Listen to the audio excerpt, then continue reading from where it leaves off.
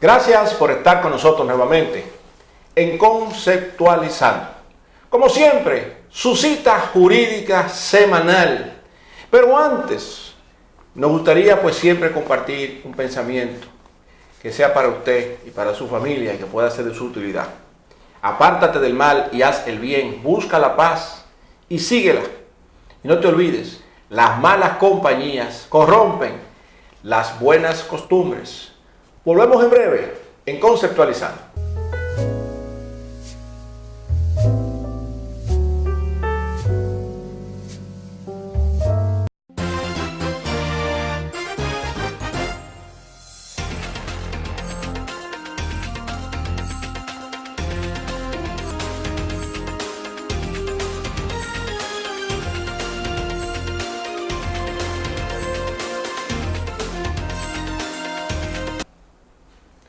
Seguimos con ustedes en Conceptualizando. Como les decía, la cita jurídica semanal con nuestro jurisconsulto René del Rosario. Buenas tardes, René, ¿cómo te sientes? Buenas tardes, Julián. Buenas tardes a los y las amables amigos televidentes y amigas televidentes, Facebook videntes, YouTube videntes. Sí. Una vez más aquí atendiendo a la cordial invitación que usted gentilmente nos realiza. René, yo siempre te trato de guardar pues un plato fuerte, un tema que pueda ser interesante y que pueda traer para la gente información, conocimiento. En esta oportunidad pues he querido pensar en los procesos constitucionales, es decir, en estos casos que se van dando, no importa que sean penales, civiles, laborales o administrativos, llega un punto donde interviene ya el Tribunal Constitucional. En ese sentido, René, pues hemos elaborado una serie de cuestionamientos, de cuestiones que nos llaman la atención. En primer lugar, René, para que un caso deba llegar a constituir un proceso, es decir, a constituirse en un proceso que se ventile en el Tribunal Constitucional, ¿qué pasos procesales previos son necesarios? Bueno, si distinguimos lo que es penal, lo que es civil, etc. Bueno, mira, la competencia del Tribunal Constitucional se da de conocer de manera concentrada la constitucionalidad de los actos de gobierno y el control previo de constitucionalidad de los tratados internacionales. ¿Qué significa esto? Previo a adoptar la República Dominicana a un tratado internacional, por ser parte del bloque de constitucionalidad, nuestro modelo de control constitucional propone que el Congreso o el presidente de la República haga una consulta de constitucionalidad de ese tratado, a ver si ese tratado está cónsono con la Constitución antes de adoptarlo. Pero no sé si yo estoy entendiendo. Te estoy explicando cada una de las cosas de la competencia del Tribunal Constitucional. Ok, pero que yo no sé si eso está abordando la cuestión que inicialmente estaba planteando. No te lo voy a tratar todos, para que los amables y el amable amigo comprendan qué es lo que es el Tribunal Constitucional. Ok, tú estás tratando entonces de venir de lo general a lo particular. Pues sigue. Pues, luego entonces está el control concentrado de constitucionalidad. ¿Qué es el control concentrado de constitucionalidad? Una ley, una vez ya, o un reglamento, una vez ya ha sido votada por uno de los poderes públicos, una persona que entienda esa ley ha violado la Constitución en uno de sus aspectos, puede atacar en inconstitucionalidad ese acto. Este es posterior a su promulgación, contrario a como son los tratados que son a priori. Este es a posteriori. Luego entonces tenemos la revisión constitucional, que es a lo que usted está haciendo referencia. ¿Qué significa la revisión constitucional? De acuerdo al artículo 51 de la Ley de Procedimientos Constitucionales, el Tribunal Constitucional podrá revisar las decisiones de carácter jurisdiccional a ver si esta decisión está en el marco de lo constitucional. Ok, antes de que siga con eso, René, me gustaría como que recapitulemos esos tres grandes conceptos. Cuatro, porque hay otro. También está la revisión de la sentencia de amparo. Entonces fíjate, inicialmente agregaste dos aspectos que para mí son totalmente nuevos. Okay. La parte que tiene que ver con los acuerdos internacionales. El control de constitucionalidad a priori. Control de constitucionalidad a priori. Sí. Después mencionaste cuando una ley... Control de constitucionalidad concentrado. Exacto, cuando una ley cualquiera... O un reglamento. O un reglamento pudiera no estar cumpliendo ella misma con los preceptos constitucionales. Luego planteaste lo que sería la revisión constitucional de la sentencia dictada por la Suprema Corte de Justicia. De la sentencia dictada por la Suprema Corte de Justicia. Y la revisión constitucional de la sentencia de amparo. Exactamente, son cosas distintas. Si nosotros pudiéramos, René, hacer un concepto breve, bien breve, de cada una de esas 4 variables, antes de profundizar en el tema de revisión, que yo creo que es el tema... El que más te interesa. Bueno, sí. el bloque de constitucionalidad, la interpretación constitucional, por eso las decisiones del Tribunal Constitucional son vinculantes a los demás poderes y marcan precedentes de carácter constitucional, es lo que nos permite mantener la supremacía de la Constitución. El último intérprete de la Constitución es el Tribunal Constitucional y sus jueces. En el tema específico del control de constitucionalidad a priori, se da respuesta a la pregunta de si los tratados están por encima de la Constitución o son infraconstitucional o están al mismo rango de la Constitución. O sea, tendríamos la posibilidad supra, infra o igual. O pares. Entonces, en el caso particular de la República Dominicana, nosotros hemos dicho que los tratados internacionales son parte del bloque de constitucionalidad. Hemos adoptado esa escuela. ¿Qué significa que son parte del bloque? Que de luego que hemos adoptado un tratado internacional, eso pasa a ser parte de nuestro bloque de constitucionalidad y ya el Tribunal Constitucional era un tema que se venía esperando, que iba a decir, no puede interpretar la Constitución. O sea, el tribunal ya no puede declarar la inconstitucionalidad de la Constitución. O sea, que eso es quizás lo que ha ocurrido con aquel tema exacto. específico. Entonces, era de esperarse si el Tribunal Constitucional se mantenía en la línea donde había estado desde hace rato. Y por eso es que cuando vamos a adoptar un tratado internacional, el presidente de la República, el presidente de la Cámara de Senadores o de Diputados, lo va a remitir al Tribunal Constitucional a la búsqueda de una opinión consultiva a priori.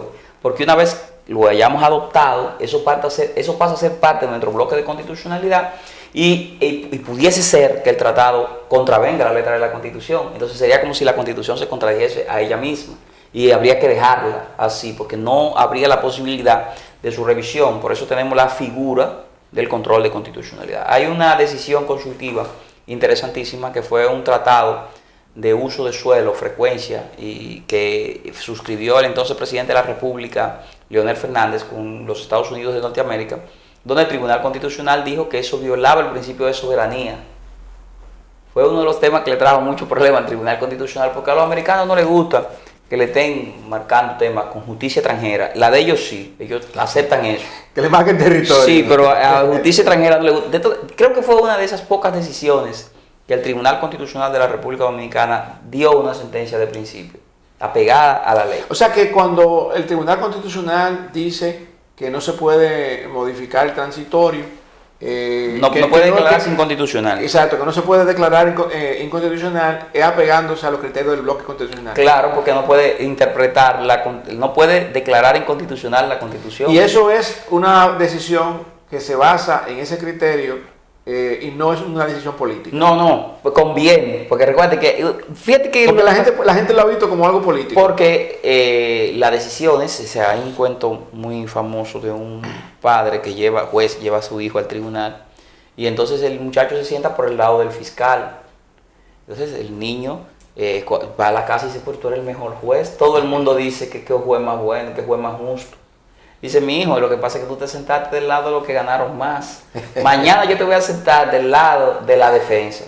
Y cuando todo el mundo salía diciendo, ese maldito juez, ese hombre es un injusto, le metió 30 años a este otro. O sea, siempre que tú como juez dicta o como tribunal dicta una decisión, hay una parte que va a ser beneficiaria y otra que va a ser perjudicada. La parte que te beneficia dice, no. Eso es lo mejor que hay. Y la parte que perjudica son arbitrarios. Sí, pero en el caso particular del tema del transitorio, la lógica más elemental manda que el Tribunal Constitucional no puede interpretar la Constitución. Que si hay que modificar algún aspecto de la Constitución, corresponde al Congreso de la República, en este caso a la Sala Revisora, a la Asamblea Revisora, de tal suerte que aunque pareciera una decisión que conviene a un litoral, porque evidentemente que a la gente del expresidente Leonel Fernández le favoreció importante, muy bien, le cayó como anillo al dedo que el Tribunal Constitucional zanje la posibilidad de que constitucionalmente se habilitara el presidente de la República. Tú dijiste al principio, René, que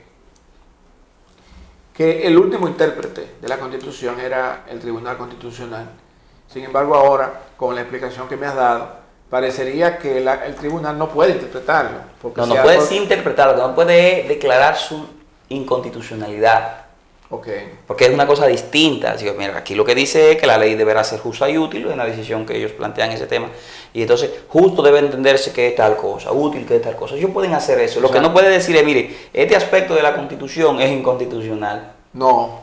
Porque, exacto. Eso tiene que modificarlo el constituyente. El constituyente, exactamente. Estoy entendiendo. Entonces, René, vamos a retomar, luego de que se ha entendido esta variación, esta variedad o diversidad de enfoques que tiene que ver con el accionar del Tribunal Constitucional, vamos entonces a retomar la pregunta que inicialmente hicimos, de qué procesos previos, pero muy macro, o sea, sin entrar en detalles, se tienen que dar para que entonces se pueda decir que es competencia del Tribunal Constitucional emitir su fallo.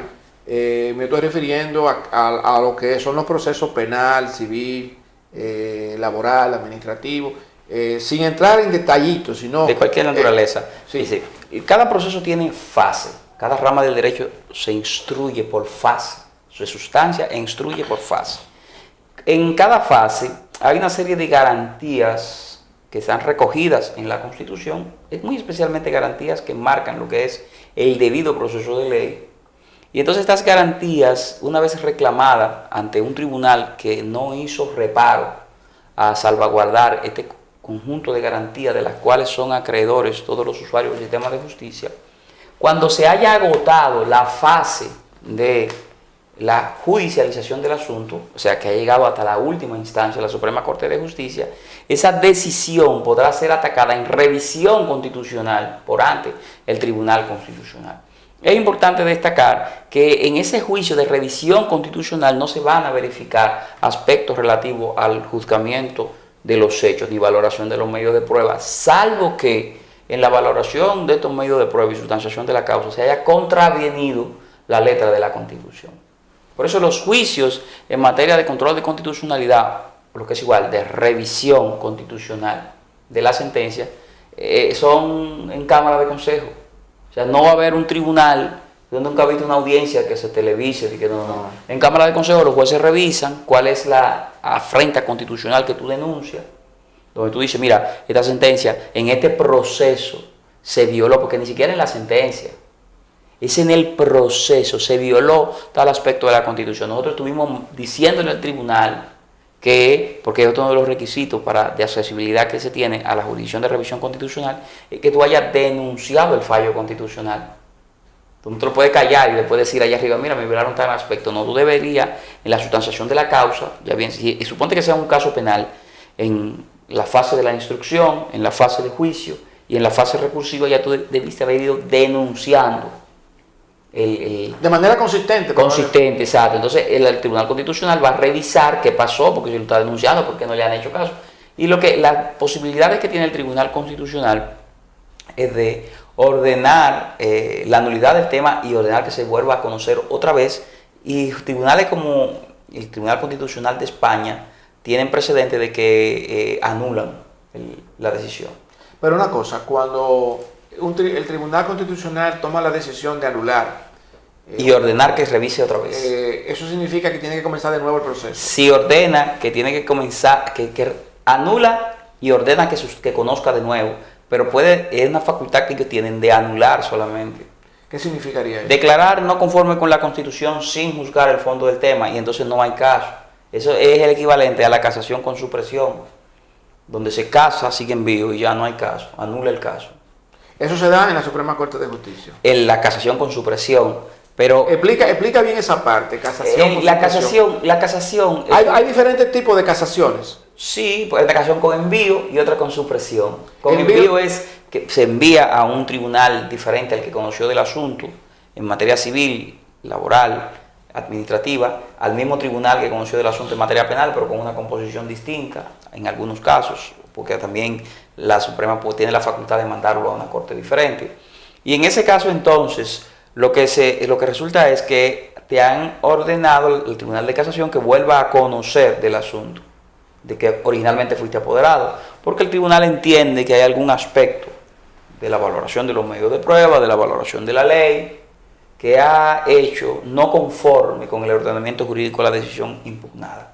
Pero se puede dar el caso de que la Suprema Corte decida casar con supresión, en cuyo caso el caso es que anula el proceso de manera completa. O sea, es como si no existiera el caso. No hay caso. Y entonces, ¿en base a qué principio pudiera adoptar la Suprema Corte de Justicia para una casación con supresión? Eso se prestó para cosas inconfesables en administraciones de justicia pasada. Por ejemplo, ¿no? Porque bueno, yo conozco un caso de un incendio que se dio en un tema y entonces le casaron con supresión y entonces ya no hay caso. O sea, como... Pero ¿en base a qué principio? En base, bueno, ¿en base a qué de la principio, soberanía. ¿En base a qué principio es factible que eso sea correcto? Soberanía de la administración de justicia. ¿Solamente? Sí, eso es muy discrecional. Muy discrecional. ¿Y no se supone que los jueces ahora no están apegados a la íntima convicción? No, pero hay una soberanía en la valoración de los medios de prueba, hay una soberanía en la valoración de la letra de la ley. Y si bien es cierto, la lógica, la ciencia y la máxima de experiencia te van a marcar la pauta para valorar los medios de prueba, no menos cierto que tú siempre vas a encontrar argumentos en contrario y a favor. Y te vas a pegar a los fines de la decisión que tú quieras dictar. Es un tema muy... Mira, a veces la gente habla de poner jueces bien entrenados, pero es mejor un juez bien honesto que un juez bien entrenado, porque es un bien entrenado y hemos tenido experiencia de ese tipo de jueces. Lo que hace es que usa su gran entrenamiento para justificar lo injustificable y que era debidamente motivado. O sea que el honesto se va a pegar a lo más cercano a la verdad. A la verdad y a la justicia. A la justicia, independientemente de las escuelas que le bombardeen. Entonces, pero fíjate que tú has dicho algo muy importante. Es preferible un juez honesto a un juez muy capacitado. Si no es honesto. Si no es honesto. Porque si no es honesto, lo que va a usar es su altísimo grado de entrenamiento para agarrarse de cualquier escuela filosófica y justificar lo inconfesable. O sea, pero el tema de la honestidad frente al poco pago que se le da a los jueces, habría que salir a buscar jueces con la linterna de Diógenes. De ahí es que viene el tema de los tecnicismos legales. Sí. Ayer yo te hablaba de la audiencia, del último programa que tuvimos, y ahora que estamos tratando los aspectos de carácter constitucional, obsérvate cómo en el caso de Brecht, uno de los imputados, especialmente Chubasky, que te decía, mira, es el único que tiene posibilidades, y de hecho lo que él está proponiendo es lo correcto, sí, porque él no se le ha dado el chance de que pueda aportar elementos de pruebas de confrontación con la acusación, porque el Ministerio Público no le instruyó una acusación a él, simplemente le presentó una acusación. Pero no solamente eso, René, yo creo que el juez Ortega tiene que haber escuchado el programa que tuvimos la semana pasada, porque dentro de las cosas que tú decías, era que él estaba yéndose al fondo cuando él pudo haber acumulado todo eso. Y empezó a acumular. Pero claro, porque es que va a tener un tema con esos abogados que no le van a dejar conocer la causa. Ahora recusamos. Ok, ahora lo siguiente que él tiene que comenzar a hacer es comenzar a votar abogados de ahí. Declararlo en estado de indefensión y empezar a votar abogados y ya... Que busquen otro abogado. No, defensores, 2 cambios y después un defensor público que le conoce la causa. Porque de verdad los abogados están irrespetando al magistrado Ortega. Indistintamente a que él se mostró muy complaciente, que ese fue el problema. Sí, él le dio un poquito de luz. Él le dio cabida. Le dio la vela. Y te dije, pero yo te dije aquí, pero es un juez entrenado, ¿por qué él está haciendo eso? Si tú dejas que los abogados, y yo soy abogado, sí, no se te controlen en el tribunal, te ponen una paletera en el tribunal mínimo. Entonces, en ese caso, el debido proceso de ley le permite al juez 305 de la normativa que difiere el fallo de esos incidentes conjuntamente con el fondo, y los abogados no pueden marcar la pauta como un abogado decía, no, porque él no tiene nada, la ley dice que él puede acumular. No, pero no solamente eso, yo entiendo que en la fase en la que se está, en ese caso, que no es fondo, óyeme, se ha dejado manejar. No, lo que pasa es que, fíjate cuál fue el tema. Lo primero que él puso una prisión preventiva que no, desde el punto de vista de la racionalidad constitucional, fue una prisión preventiva arbitraria. Entonces ya tú tienes a unos imputados predispuestos en el sentido de que no confían en tu imparcialidad. Él se dejó llevar. Además, él debió incluso, yo creo que él debió incluso no continuar con el juicio, que fuera otro juez. Eso es lo primero, eso es lo que se hace en Ciudad Nueva, pero si ya la Suprema dijo que es él, porque el Pleno manda sobre ti, el Pleno dice tú. ¿Cómo que se llama? Inhibirse, pero que hay un problema porque es que... Pero él iba a inhibirse al principio. Pero está bien, pero es que el Pleno te dijo que fuiste tú, porque cuando ellos presentaron la recusación por esas mismas causales de la que permitía que él se inhibiera, el Pleno dice, es usted que sigue, y el Pleno manda sobre ti. O sea, tú no te puedes imponer al Pleno. Pero sin embargo, no es la primera vez que él le manda al Pleno la decisión. Bueno, entonces, porque es la tercera vez, yo creo. Él está esperando que se acaben todas las recusaciones. Es posible que cada uno de esos abogados presente una recusación. Entonces, y luego entonces ya él comenzó a conocer, ya él va a conocer la audiencia. Ahora la va a conocer. Pero donde él iba, no tenía forma humana de conocer esas audiencias porque él estaba haciendo un desborde de garantía. Entonces, y comenzó, ¿dónde fue que comenzó el irrespeto hacia él? Fue cuando él impuso una prisión preventiva, unas prisiones preventivas con personas que tenían sobrados arraigos. Que no iban a tener peligro. Que no iban a tener ningún peligro de fuga, dejándose llevar del morbo vengativo y del populismo penal. Entonces, para ser complaciente, el juez no puede ser, es un candidato político. No, aquí hay arraigo suficiente, no, visita periódica ante el Ministerio Público, sí, y vengan, ¿quiénes más son los que están? Sí, yo visita periódica, no, está bien, doctor, no hay nada que hablar, presente sus arraigos, está bien, visita periódica. O sea que si hubiese economizado el show mediático. Todo eso, pero al final la gente como que lo tuvieron suelto, y entonces ahora en la comunidad académica, por eso él ha quedado tan mal parado, observa que él está sacando sus propios libros. Sí, he notado pues eso. De los mismos abogados están diciendo, mire, el libro usted dijo esto, entonces, por eso prácticamente lo colocan entre la espada y la pared. No hay ninguna espada y la pared, entonces él tiene que no responder y entonces se queda en un estado de ilegitimidad argumentativa, no ilegitimidad jurídica, sino argumentativa, porque tú no tienes cómo responder. No tiene fuerza moral para decir eso. Entonces, por eso es que yo te decía en días pasados que cuando un académico ocupa un puesto, tiene otra actitud para que no te hagan eso. Si él desde que sube ahí dice, oye, yo he planteado en mis libros y voté así en la corte muchas veces, que la libertad es la regla, y que si tú me demuestras arraigo y que tú no vas a obstruir la justicia, te fuiste para tu casa. Te fuiste para tu casa. Mire, usted tiene visita periódica todito. Y ya sin que hablemos mucho, porque no es que nos vamos a echar el día entero en esa discusión. O sea, inmediatamente, Ministerio Público, ¿qué usted quiere? No, yo tengo un pedimento. No, espérese un momentito. En su momento todo el mundo va a hacer su pedimento. ¿Qué usted quiere? De manera específica, dígame qué usted quiere. Yo quiero prisión preventiva para este. Ok, muy bien. Ahora sí, dígame, doctor, tal y tal cosa, que y cuanto al fondo de la medida que usted quiere, no, porque arraigo, por supuesto, y usted, mire, sí, Ministerio Público, es verdad, usted tiene razón en cuanto a la solicitud de medida de coerción, sí, hay que imponer una medida, ahora esta gente tiene arraigo, mire, visita periódica, todo. Y yo hubiese terminado el asunto y entonces hubiese tenido imputados y Ministerio Público que le respetan, porque el primero que no te respeta es un Ministerio Público cuando te ha olido, te ha olfateado que tú eres un juez complaciente a sus petitos.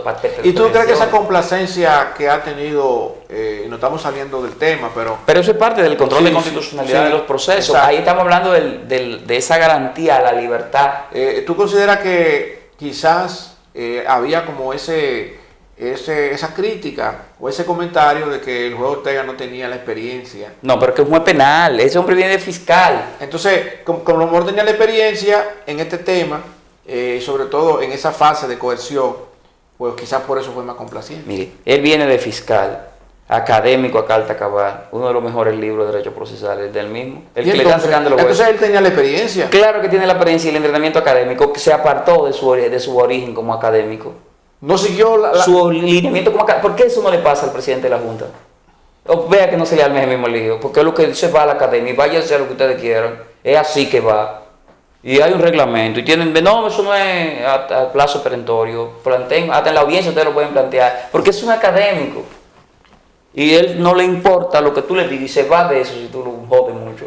Entonces, si al borde que hubiese asumido esa actitud, ahora no fuera en la comunidad jurídica tan criticado como ha sido. Los abogados no le faltaran al respeto como le están faltando, porque cuando el Chubaque le plantea, mire, yo necesito que me permitan hacer diligencias tendentes a buscar medios de prueba de refutación, porque el Ministerio Público no me dio la oportunidad, ¿y cómo él le va a decir que no? Eso viera el derecho de defensa. Si lo condenan, sí, esa sentencia no sirve, entrando la sentencia no sirve. O sea que se cae de la mata. Porque tú no me dejaste defender, yo tengo un derecho fundamental que se llama el derecho de defensa. Cuando yo recurro a ese auto de apertura a juicio en ese aspecto, vaya por el 305, que es donde yo puedo poner esos incidentes a la jurisdicción de juicio. La jurisdicción de juicio o me va a permitir traer los medios de prueba, y si me lo rechaza, que yo no aporte medios de prueba de refutación, luego en la fase recursiva la decisión no va a servir, y si llega al Tribunal Constitucional la decisión no va a servir, porque tú has violado contra mí mi sagrado derecho a la defensa. Y la defensa no es que me permita hablar, es que me permita, además de hablar, aportar medios de prueba que vayan en la dirección contraria probatoria de los medios de prueba que aporta la acusación, con la finalidad de destruir el alcance probatorio de los medios de prueba que ha aportado la acusación. Por eso es que es tan serio el tema del debido proceso cuando se trata de derecho de defensa. Por eso el Tribunal Constitucional, cada vez que se le ha aprobado eso, ha anulado las decisiones y ha ordenado una nueva evaluación. Entonces, en todos estos procesos, René, no importa que sean penales, civiles, siempre hay un punto de casación a nivel de Suprema Corte de Justicia. Sí. Y en esa casación... Un recurso extraordinario, se llama la casación. Exacto. En ese proceso hay dos posibilidades. Que tú decías que una casación era... La casación con supresión. Con supresión y con envío. Y con envío. En cualquiera de las materias. Exceptuando en penal, que las reglas de la apelación se aplican y la Suprema Corte de Justicia puede dictar en casación sentencia propia. ¿Cómo así? Bueno, la Suprema Corte, imagínate, la Suprema Corte de Justicia está apoderada de un recurso de casación de la naturaleza que sea. Como dice la normativa procesal penal 416, 417, 418 y 426, que son comunes y aplicables las disposiciones relativas a la apelación en casación, y la Corte de Apelación puede, de acuerdo al 421 422 del Código Procesal Penal, dictar su propia decisión al fondo del asunto y excepcionalmente ordenar una nueva evaluación de los medios de prueba. Entonces, en casación ya se estila, y se ha hecho eso varias veces. Pero eso es algo que la Suprema Corte de Justicia puede hacer o lo ha impuesto. No, la ley dice. La ley lo dice. No, claro, porque recuerde que la competencia material o de atribuciones es un asunto de orden público. O sea, es la ley debe decir la competencia que tiene una autoridad para resolver un asunto de su jurisdicción, porque hay un principio constitucional que reza, artículo 73 de la Constitución, que toda autoridad usurpada, sus actos es ineficaz y sus actos son nulos. ¿Cuál es el objetivo de la casación? El objetivo de la casación es, igual que de la apelación, revisar la legalidad del asunto de la sentencia. Entonces, ¿por qué en el caso penal se puede ir al fondo y en los otros casos no? En la apelación civil hay un principio que se llama tantum appellantum, tantum devolutum. Aquí es más absoluto. En la apelación civil, la Corte va a conocer e instruir la causa completa. Nuevo. En contrario pasa en la materia penal, que solamente va a verificar si la ley ha sido bien o mal aplicada. O sea que en el caso penal se enfoca en la aplicación de la ley, pero puede fallar el fondo. Puede fallar, tiene que seguir la regla de hechos ya fijados, porque no puede valorar medios de prueba. Hechos ya fijados. O sea, no se pueden incluir nuevos testigos. No, nada de eso. Son hechos ya fijados. La jurisdicción quedó como comprobado que este hecho pasó. O sea, la Corte de Alzada en materia penal puede decir, bueno, mira, lo que pasa es que este hecho ya estamos claros de que esto pasó así. Entonces la ley dice que esto es esto. ¿Por qué no se aplicó de esa manera? Entiendo. Entonces ese es el procedimiento que deberá seguirse, conocerse y sustanciarse en materia recursiva. Entonces el control de constitucionalidad de estas decisiones va a estar en el control difuso por cada juez del orden judicial y de manera concentrada en la revisión por ante el Tribunal Constitucional. Muy bien, vamos a hacer una pausa y en breve retornamos con ustedes en Conceptualizando.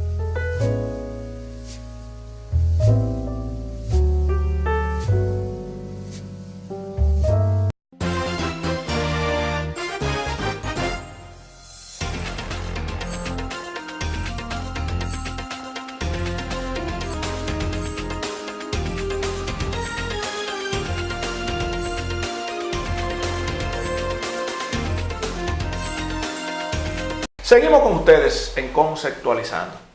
René, ¿cuál es el proceso que se sigue una vez apoderado el caso al Tribunal Constitucional? Primero, ¿qué caso es? Supongamos que es lo que tú has apoderado del Tribunal Constitucional, es un control de constitucionalidad a priori. Eso lo va a remitir de un tratado, lo va a remitir el presidente de la República, presidente del Senado, presidente de la Cámara de Diputados, lo va a remitir. Si es un control de constitucionalidad de una norma, ya bien sea un decreto, una resolución, una ley, la persona interesada, entendido por parte interesada cualquier persona que haya mostrado un interés legítimo en el asunto, una instancia depositada ante la Secretaría del Tribunal Constitucional. Si es una revisión a una sentencia de amparo o ante una sentencia de cualquier otra naturaleza, será un escrito contentivo de los motivos por lo cual el accionante entiende debe declararse inconstitucional el asunto depositado en la Secretaría de la Suprema Corte de Justicia, o del tribunal, porque hay otras decisiones, como el caso de los autos de apertura a juicio, que son dictadas en última instancia, que están sujetos al control de constitucionalidad. O sea, eso estaría respondiendo a la pregunta ¿cuándo aplica? ¿Cuándo aplica el apoderamiento del Tribunal Constitucional en las diferentes versiones? Sí. Ahora, ya que eso fue sometido y aplica, ¿qué sigue desde el punto de vista del Tribunal Constitucional? Lo primero, que el Tribunal Constitucional pide la opinión del órgano de gobierno que ha sido generadora del acto. Pide la opinión. Y tiene... ¿Estamos hablando de cuál caso? De cualquiera. Tú mencionaste uno que tenía que ver con tratados. Sí, pero pide la opinión, puede pedir una opinión al Congreso, a la Cancillería, a quien sea, porque el Tribunal Constitucional tiene impulso procesal de oficio. Es uno de las pocas jurisdicciones, igual la laboral. ¿Qué es eso, impulso procesal de oficio? Conjuntamente con la laboral y la inmobiliaria, es una facultad que tiene un juez para buscar la verdad del asunto, por encima de lo que las partes le han aportado. O sea, esta persona, este juez, apoderado de un asunto, puede salir a buscar más información. Pero no se supone que el Tribunal Constitucional no se va al fondo, sino que se enfoca en otros aspectos. Sí, pero lo que pasa es que cuando tú me estás diciendo, por ejemplo, que una ley es inconstitucional, el Tribunal Constitucional puede pedir la opinión del organismo a la cual está encargado de su ejecución. Sí, pero tú estabas hablando ahora de que puede buscar por motu propio la verdad. Pero la verdad constitucional. La verdad constitucional. No tiene que ver con los medios de prueba, nada de eso. O sea, porque recuerda que solamente va a quedarse en el contorno de verificar si el acto de gobierno contraviene la letra de la Constitución. O sea que en este caso, vamos a coger un caso específico que está sobre la mesa y es el caso mismo del famoso transitorio. Ahí estamos hablando de que se trata de un tratado, ¿verdad? No, del bloque. No, fue de la Constitución. Sí, pero hay un bloque constitucional. Sí, claro que va. Entonces, en este caso, el Tribunal Constitucional recibe esa solicitud. Declaradora de inconstitucionalidad. Exactamente. Entonces, el Tribunal Constitucional, ahora, en función de esta pregunta, ¿qué sigue después? ¿Qué hace el Tribunal Constitucional luego de que algo se somete para su deliberación y para su decisión? Vamos a coger ese mismo ejemplo. ¿Qué se supone que hace el Tribunal Constitucional en el caso específico? En ese caso, el Tribunal Constitucional no hizo consultas. No hizo consulta. No, simplemente lo pasó a discusión y de manera unánime los jueces resolvieron diciendo, en una sentencia ya conocida, que el Tribunal Constitucional no puede declarar inconstitucional la Constitución. Y explica las razones, y explica el tema del bloque de constitucionalidad y todo eso. Una sentencia muy bien sustentada. Tú no ves que no ha habido manera de atacarla desde el otro litoral. Estamos hablando del litoral del presidente de la República, que tiene muy bueno teórico. Y entonces, desde el punto de vista interpretativo, esa sentencia no hace ningún tipo de alusión en función de lo que se estaba persiguiendo, no, con que se declarara inconstitucional ese transitorio. Sí, no hace ninguna, solamente dice que es incompetente para conocer. Que no pueden hacer nada porque no pueden irse en contra de la propia Constitución. Punto. No opinan. No opinan nada. No pueden, porque cuando tú, mira, una de las reglas procesales del apoderamiento y sustanciación de una causa es que si un tribunal declara su incompetencia, inmediatamente cesa para conocer del asunto que ha sido apoderado y no puede opinar del asunto que ha estado Y entonces estos juristas que han estado en el proceso de buscar opiniones, incluso creo que en Colombia, informaciones, opiniones internacionales, para decir, bueno, es que sin necesidad de modificar la Constitución, es posible que el presidente Danilo Medina pueda reelegirse. O sea, aún con la existencia del transitorio. Yo como que he ejercido mucho derecho penal, mucho, yo he subido a unas cuantas audiencias, 30.000 audiencias, quizás te parecen bien. Está bueno, sí.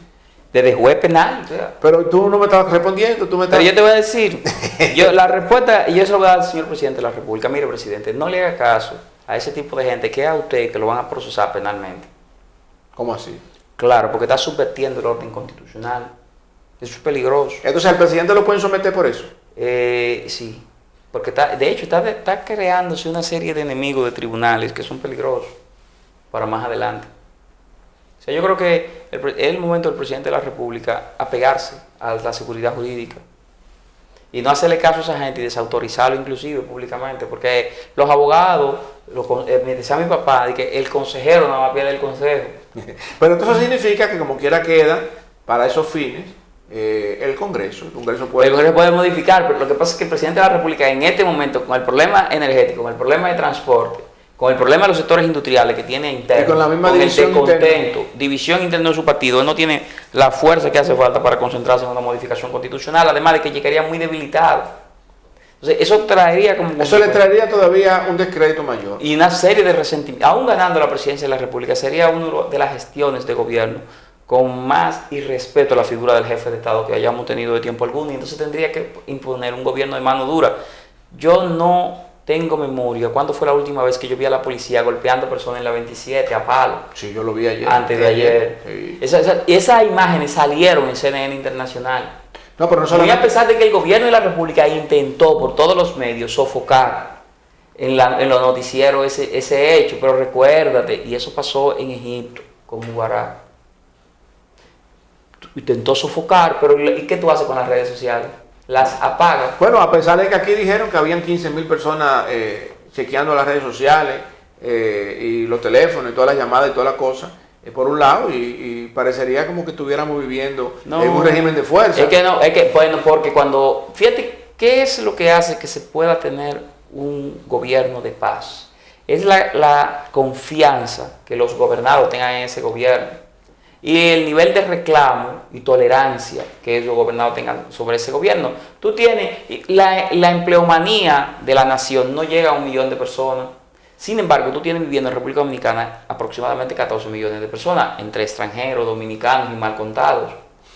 Entonces, 13 millones de individuos, de almas, que en un estado franco de desafío a tu autoridad como gobierno, se te lancen a la calle, que fue lo que pasó en Egipto y que dio al traste con ese gobierno. ¿Qué tú vas a hacer? Tú no vas a tener forma humana de mantener la paz y la gobernabilidad, sino es sobre la base de la confianza que tengan tus gobernados en ti.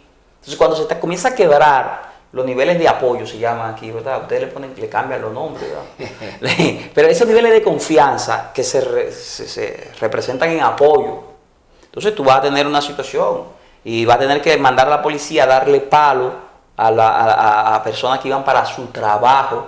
Ese tipo que le dieron ese palo, ese no vota por ti aunque tú lo mates otra vez, porque ya es un tema personal, ya el tema no es de ideas. Pero tú estabas tirando piedra en la UAS. Hacía tiempo que yo no veía. A un profesor le dieron un tabicazo. Yo tenía tiempo que no veía. 2 heridos en la UAS, golpes. Entonces, siempre los muchachos de la UAS protestan. Sí, pero hacía tiempo que yo no veía eso de bomba lacrimógena y piedra y tiro. Entonces, pero ¿qué pasa? Que tú tienes otros lugares que son agresivos en la protesta, como es Licey al Medio, San Francisco. Y ya esta gente se están aglutinando en un colectivo. O sea, de tal manera que el señor presidente de la República le da un consejo como abogado de litigio, se lo doy gratis. Lo están metiendo en un lío que él no va a poder salir de ese lío. Un señor ya que va a salir casi de unos 70 años del gobierno, que no va a soportar, porque él cree que eso que le están haciendo a la gente de Odebrecht no se lo hacen a él. Solamente hace falta, y no importa, porque hay unas personas que han jugado, y no te me estoy saliendo del tema, te estoy respondiendo a tu pregunta, lo que pasa es que tu pregunta es bien amplia. Hay unas personas que jugaron a nombrar a fiscales titulares con el fin supuestamente de blindarse y de que no se pudieran producir persecuciones. Pero yo les recuerdo que una discusión, porque a la gente le olvida la cosa en este país, yo no sé por qué, una de las discusiones que hubo aquí fue de si los particulares podían querellarse contra funcionarios públicos sin la necesidad del Ministerio Público. ¿Y sabe cuál fue el resultado de eso? Una sentencia del Tribunal Constitucional que dijo que sí, porque República Dominicana es una república donde las cosas son públicas, y en la cosa pública es de todo, y que cualquier particular podía acusar a un funcionario público. O sea que no importa lo que diga la Constitución. No, la Constitución no dice eso, porque el Tribunal Constitucional se basó fue justamente en que somos una república, un Estado social, democrático y de derecho. Una república. Entonces, al ser una república, la cosa es pública. Entonces, tú no vas, a menos que tú vayas a decapitar el sistema de justicia completo, eso incluye que eso sería imposible. Votar a todos los jueces del sistema de justicia y nombrar a compadres tuyos en todos los tribunales, hasta en los juzgados de paz y sus suplentes. Tú vas a encontrar a un querellante avisado que te puede poner una querella por cualquier delito, porque te pueden matar a una gente. En ese proceso te pueden matar a una persona y vincularte a ti a ese tema. Entonces creo que el señor presidente de la República, para la paz de la nación, lo que debe es elegir a un candidato. Decir, mire, este es mi candidato y yo voy a con él. Y esas son las reglas del juego. Y entonces todo el mundo sabe, ok, bueno, es contra Julián que vamos, que lo está apoyando el presidente. Pero no mantener en ese estado de incertidumbre a la nación, que está trayendo suficientes situaciones de inquietud y que está afectando la productividad interna del país. René, hemos visto cómo aplica, cuándo aplica el que cualquiera de las cortes de República Dominicana en las diferentes materias, civil, penal, puedan pues llegar hasta una decisión en el Tribunal Constitucional. Vimos su aplicabilidad, vimos también la diferencia que hay de cuando se tratan de tratados, de cuando se tratan revisiones, vimos también la diferencia que hay en una casación y otra casación que se da en el proceso previo, ¿verdad?, en la Suprema Corte de Justicia. Se aclararon algunos conceptos importantes en este proceso, en estas etapas. Pero me gustaría ahora saber qué implicaciones puede tener un fallo del Tribunal Constitucional. Pero esa respuesta, René, yo quisiera que nos la dieras a esta audiencia de Conceptualizando luego de esta pausa.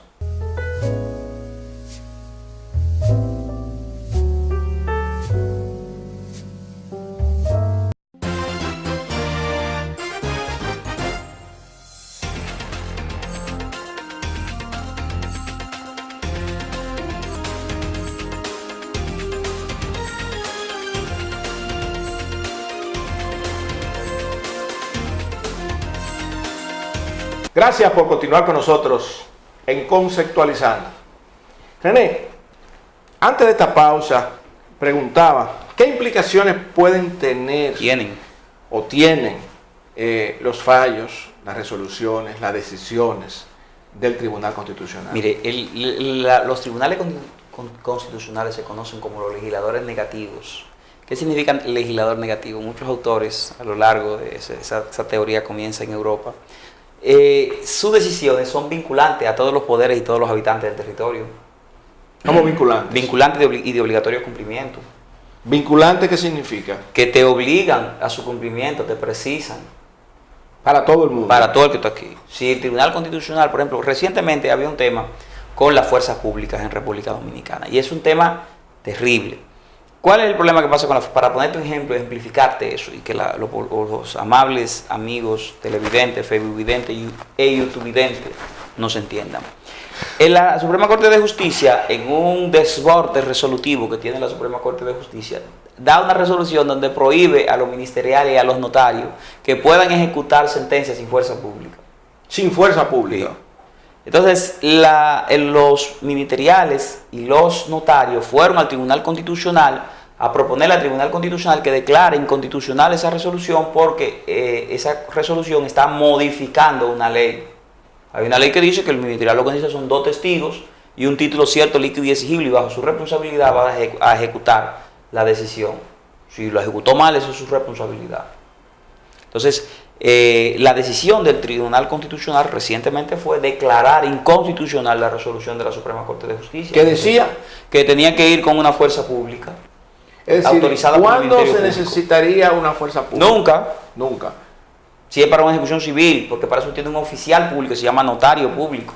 O sea, con el notario público Y dos testigos. y dos testigos es suficiente. Sí. Y si la persona se opone, Eso es lo de la teoría de la Fiscalía, y logró con esa teoría convencer a la Suprema Corte que puede haber problemas si la persona se opone, que pueden haber muertos, y en efecto han habido muertos en ejecución. entonces, ¿cuál es la situación? ¿Cuál es qué le queda a las personas? Nada, ejecutarla, porque fíjate que es en lo que se basó el Tribunal Constitucional para declarar la nulidad por inconstitucionalidad de la decisión, de la resolución. Es que una vez se ha dictado una sentencia, usted sabía que tenía una sentencia en su contra, y porque usted no pagó voluntariamente, va a matar a los que te van a ejecutar ahora, pues mátelo si usted quiere. O sea, no lo dice así. Sí, pero Es que es un acto de gobierno. Fíjate que lo que pasó una vez, no dice mátelo si usted quiere, pero se entiende, ¿verdad?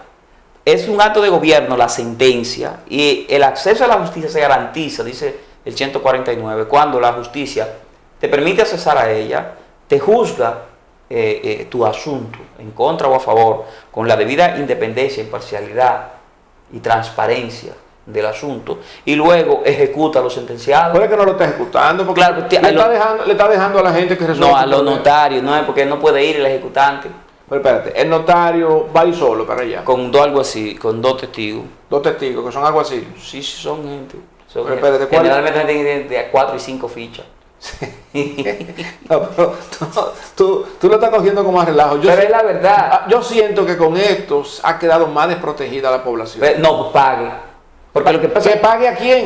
porque yo te notificaron una sentencia en contra. No, perdón. Yo estoy tratando de ponerme en lugar de quien tiene la razón. Tú tienes una persona que debe dinero. Ajá. Y esa persona, por sentencia, dice que usted tiene que Tiene que pagar. Y esa persona no paga. Entonces Un viene notario, la algo así. ejecución de un embargo. Sí. Y en ese embargo ya no tiene nada que ver, es la persona con su notario y dos testigos. No, la persona no va. La persona no va, pero va al notario y dos testigos. Y dos testigos. Entonces, ¿qué pasa? No estamos dejando desprotegidas personas que son civiles para que esto se haga, porque la fuerza pública ya no es necesaria. No, es que nunca ha sido necesaria. Es que cada actor a lo interno de un sistema democrático tiene un rol asignado por la ley y la Constitución. Y eso ha sido así desde Francia, que fue donde adoptamos ese régimen de ejecución forzada. Vamos a una pausita.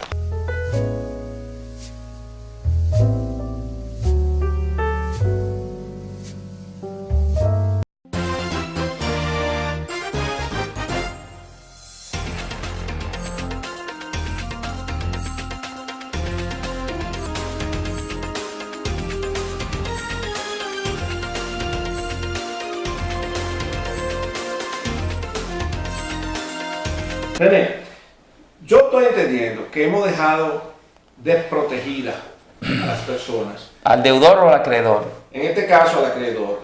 Porque el acreedor también no va a ir a ejecutar un embargo, por ejemplo, y va al notario con dos testigos. Entonces estamos dejando desprotegido a esas personas que son civiles. El hecho de que esa sentencia exista, donde se ha declarado inconstitucional este tema del uso de la fuerza pública, cuando la gente puede oponerse en el momento del embargo, ¿no sería esto como dejar a las personas a la merced de situaciones de violencia? No. Se supone que usted es un ciudadano que va a contribuir con la paz pública. Y si ya usted fue deudor, sí. Y si ya usted fue sentenciado, usted tiene que entender que pague o ruegue, una de las dos. Pero en el caso específico de la dimensión de su pregunta, no, porque lo que estaba pasando era que el Ministerio Público hacía otro juicio. Y entonces tú tenías que ir donde el Ministerio Público y explicarle cómo fue que tú tuviste la sentencia y otras situaciones que podían pasar en algunos ministerios públicos. O sea que cuando venía a ver se complicaba, se burocratizaba. Se estaba completamente burocratizada y no te permitían ningún tipo de ejecución. Y la policía ahí, eso es un atrevimiento de poderes, porque la misma ley que te da a ti facultad como fiscal es la misma ley que del mismo órgano sale la ley que le da al notario la facultad de ejecutar. Antes de la existencia del Tribunal Constitucional, estas decisiones constitucionales recaían en la Suprema Corte de Justicia. Esa fue una novedad que trajo la Constitución de 1994. La Constitución de 1994 fue una importante pieza legislativa porque trajo novedades, como por ejemplo el recorte de 2 años a un periodo de gobierno en ejecución. Se le recortaron 2 años. El Consejo Nacional de la Magistratura, su conformación, y el control de constitucionalidad de los actos que iba a recaer en ese momento en la Suprema Corte de Justicia y que estuvo así hasta la Ley 137-11. Pero anteriormente de eso, los temas en materia de constitucionalidad no se daban. Evidentemente control de constitucionalidad, pero nosotros no habíamos reparado mucho en la justicia constitucional. De hecho, nosotros tuvimos presidentes que llegaron a afirmar en discursos públicos que la Constitución era un pedazo de papel. Sí, precisamente por eso te hago la pregunta. Me estaba yendo a esos momentos y entonces te iba a preguntar que entonces los presidentes de la República nunca han respetado la Constitución. No habían. A partir de 1994 comienza una nueva era de justicia constitucional. O sea, que para poder instaurar una Suprema Corte de Justicia que efectivamente comenzara a dar sentencia de control de constitucionalidad fue en 1997, agosto de 1997. O sea que ni siquiera en el 94. No se pudo porque estaba ahí el entonces presidente Contín Aybar que estaba atendiendo otros asuntos. Mira, ¿y quién asegura entonces el cumplimiento de las sentencias constitucionales? El Tribunal Constitucional acaba de votar una resolución en donde forma una oficina de ejecución de sentencias. A mí no me gusta esa oficina y creo que era hasta innecesaria. Discutía los otros días con uno de sus letrados. Porque yo entiendo que hay un tipo penal que se llama desacato. Y que si tú no cumples la sentencia del tribunal, te proceso por desacato y te meto preso y salimos de eso. A mí me gusta más el preso. ¿El tema de desacato implica prisión? Evidentemente. Cuando tú desacatas una ley o sentencia. Si es una autoridad pública.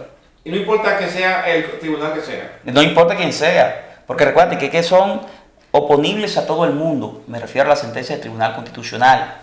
Y al ser oponibles a todo el mundo, están obligados a acatar lo que ha decidido el Tribunal Constitucional, cualquier autoridad, lo interno del territorio. Por eso tú quizás decías ahorita que cuando le dabas el consejo al presidente de la República no le convenía que se mantuviese. Sí, lo que pasa es que el presidente no se ha metido en conflictos judiciales. Pero ya uno que ha vivido de esto sabe lo que son los conflictos judiciales.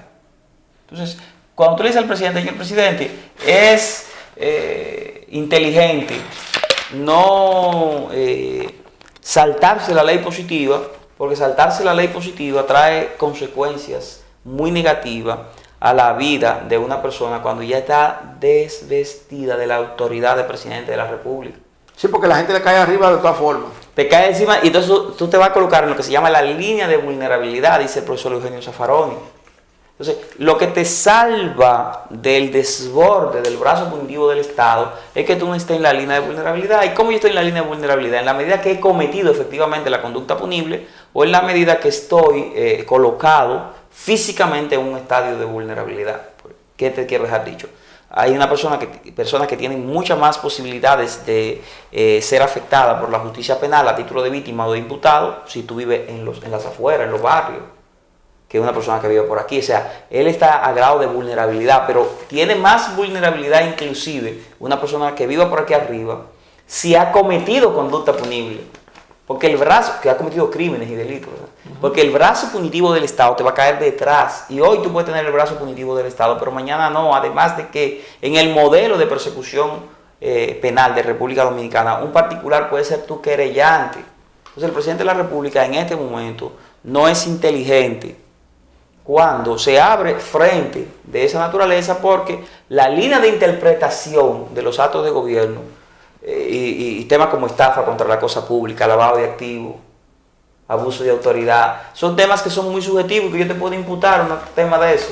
Es lo que se investiga el caso. Y tú fuera del gobierno, y ya tú con 70 años, o sea, tú no eres inteligente. Se te hace más difícil conseguir pruebas. No solamente conseguir pruebas, puede ser que hasta te descarguen. El problema es que cuando yo te proceso por todo lo largo y ancho del sistema de justicia, te ha pasado de esos 4 o 5 años. ¿Cuántos años llevan Odebrecht? Hay un desgaste, sí. Hay un desgaste natural, entonces creo que el presidente de la República tiene que volver a la legalidad, porque lo están colocando gente en la línea de vulnerabilidad y le están empujando a que cometa conductas punibles. Y es sobre su pellejo que luego... Sí, porque la gente después cuando dice que se asusta el pastor y las ovejas hacen así, se dispersan. Se dispersan, entonces es a él. Entonces, ya el Tribunal Constitucional dijo, mira, yo no puedo interpretar la Constitución. Ya que respete el bloque de constitucionalidad, que se quede tranquilo, que señale a un candidato, o sea, un consejo gratis que le estoy dando.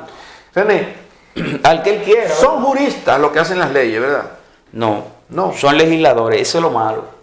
Y entonces, no hay una comisión de juristas. Hay una comisión de juristas. Se contratan pero al final- abogados para que sí, chequeen. para que revise que no haya conflicto de leyes. A veces sale conflicto de leyes como quiera, hay que modificarla más adelante. Pero hay una comisión de juristas que trabaja permanentemente en el Congreso, sí, durante muchos años. ¿Será porque existe la prerrogativa que tú inicialmente planteaste cuando hacías las diferencias de lo que eran leyes, de lo que eran tratados, de lo que eran revisiones, de lo que era el amparo? Esas 4 características distintas en cuanto a decisiones del Tribunal Constitucional. Y ahora que te hago la pregunta, y que tú me contestas que no, pero que sí, que utilizan probablemente... Porque es que la legislación... No, pero para acabarte de formular esto, ¿verdad? Se supone que hacen consultas y que hay Sí, comisiones. sí, comisiones. O sea, los legisladores tienen una comisión de juristas. Sí, porque ellos no son juristas. No, claro. Está interesante eso. O sea, Pero- los ingenieros tienen una comisión de ingenieros porque ellos no son ingenieros. No, pero oye, porque es que el principio de representación, que es en lo que se basa el sistema democrático dominicano, No tiene considera que eso es que es irrelevante, que es discriminatorio. discriminatorio si tú solamente puedes elegir en condición de diputado A quien o pueda senador, saber de ley. a quien pueda saber de ley. Solamente los abogados. En Estados Unidos lo que se hace es, a Estados Unidos, todos los países que siguen el sistema Commonwealth, lo que se hace es que las elecciones son a medio término. O sea, que tú nunca vas a cambiar el Congreso completo, sino que tú cambias una parte y esos son nobles, esos jovencitos. Entonces, Que aprenden de los un otros. curso de inducción, se llama, a la labor legislativa. Un curso de inducción. Una vez que tú hayas ganado, y ese curso unos 6 meses más o menos, y entonces ya tú llevas una noción. Aquí no se le da curso de inducción. En un momento se estuvo planteando eso, pero como las elecciones son... René, pero la pregunta yo no te la he hecho todavía. Dígame. Eso fue el pie de amigo para preguntarte. Ok. Si hay consenso, si se consensua o si se consulta y hay una comisión de abogados que le da información a los juristas, a los legisladores, para que las leyes que salgan tengan sentido. La pregunta que yo me hacía era, si se sabe que una ley no va a cumplir con la Constitución de la República, ¿por qué entonces esa ley se desarrolla y hasta se promulga? No, a veces. Porque fíjate que el presidente de la Junta Central Electoral ha dicho recientemente que la ley de partido incumple en 12 puntos específicos con la Constitución Pero de la eso lo dimos República. aquí nosotros. Sí, pero es que yo no sabía lo que tú me planteaste al principio, que una de las prerrogativas del Tribunal Constitucional eran revisiones también de leyes, de sí. tratados. Sí. Entonces esto es una ley. Sí. Y entonces, Mira. la pregunta que te acabo de hacer, ¿cómo si se sabe que se va a violentar, se procesa hasta el final y hasta se promulga? Mira, esa ley hicimos un programa de eso, la ley de partido político, es la ley más tramposa que yo he podido ver de la modernidad, de legislación alguna.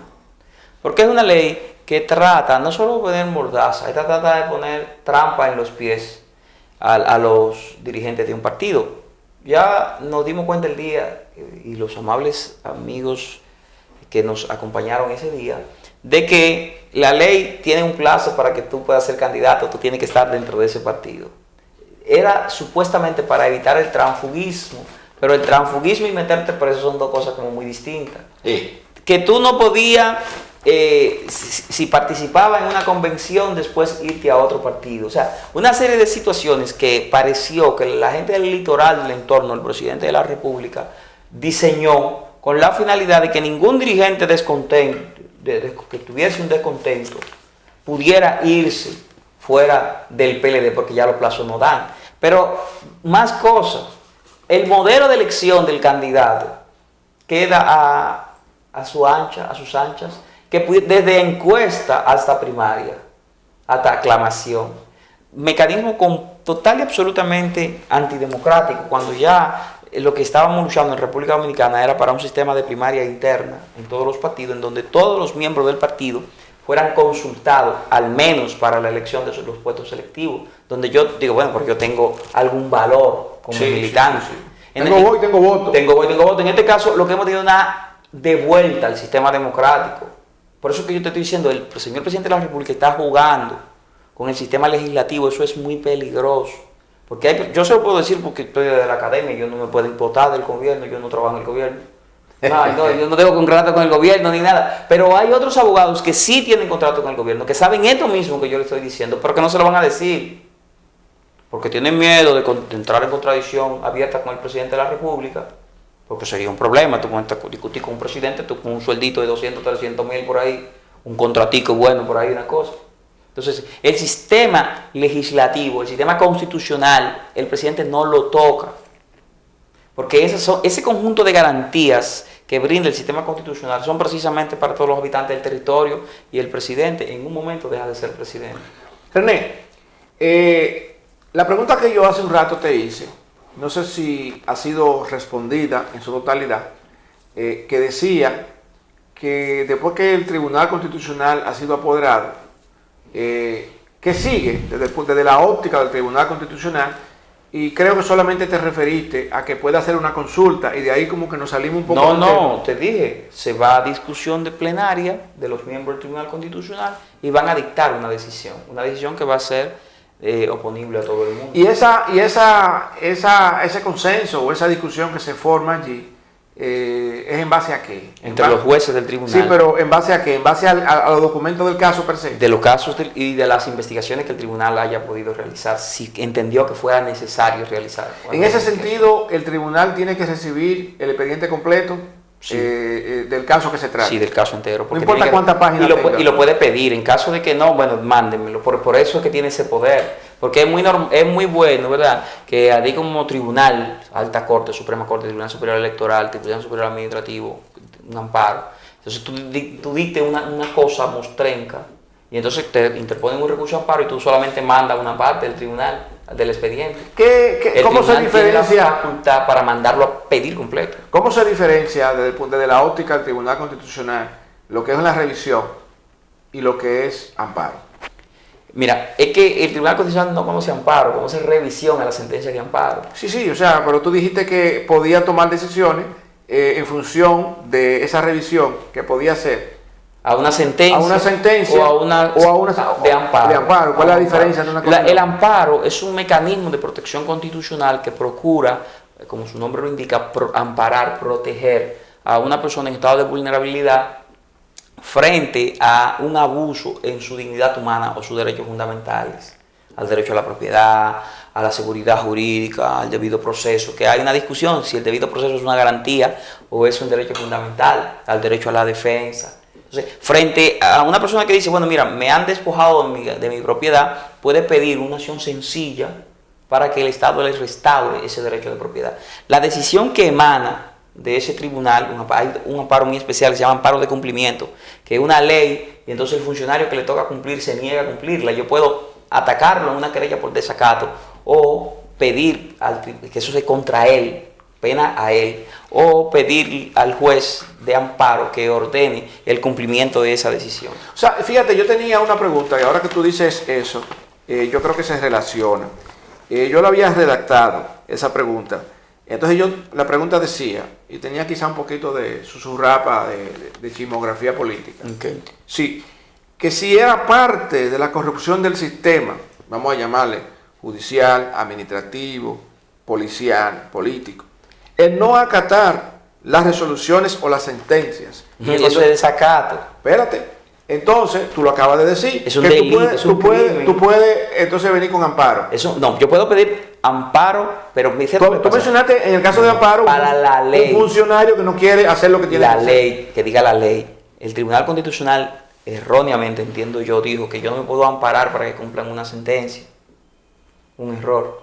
Creo que ese criterio deberá modificarse, pero hasta este momento está que si yo tengo una sentencia, yo no puedo ampararme ante el funcionario sobre la base de la sentencia. Entiendo que es un error grosero porque... Pero se está dando eso. Sí, no me puedo amparar, pero te puedo acusar de desacato.